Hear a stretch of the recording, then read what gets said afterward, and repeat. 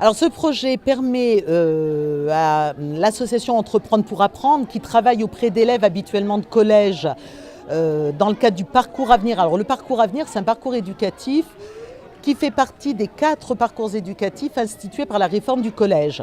Et ce parcours éducatif permet aux élèves de la 6e à la 3e à découvrir les métiers sur un territoire, à comprendre les exigences de l'activité professionnelle, à découvrir sur un bassin d'emploi, un bassin de vie, les différentes possibilités de formation et d'insertion professionnelle. Depuis quelques années, ce sont surtout les collèges qui investissent ce parcours Avenir.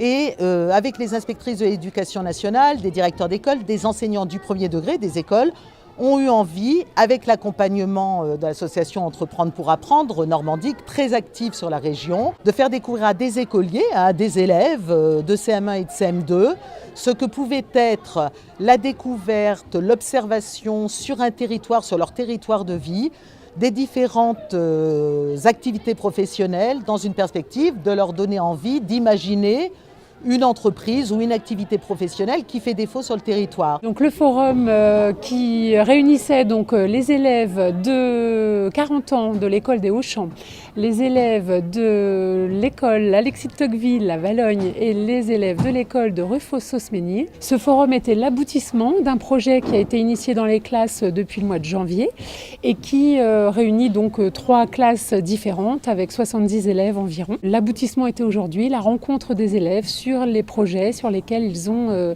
travaillé. Donc il s'agissait pour eux de découvrir une activité économique manquante sur leur territoire et de présenter aux élus, associations, parents d'élèves, leurs projets, ce qui selon eux manque sur leur territoire. Donc ils l'ont fait à travers une maquette qui présentait le projet, une présentation orale, ce qui a permis de développer de nombreux apprentissages. La force de ce projet est manifestement d'amener les élèves très vite et très tôt, d'une part, à découvrir leur territoire, à mener des enquêtes sur le territoire qu'ils sont censés connaître et pour autant qu'ils découvrent ou redécouvrent.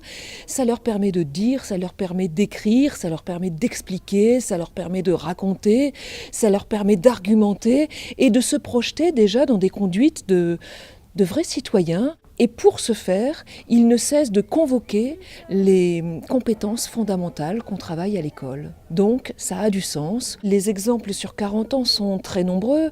On a des restaurants un peu particuliers où les invités peuvent décliner l'environnement dans lequel ils vont pouvoir se trouver.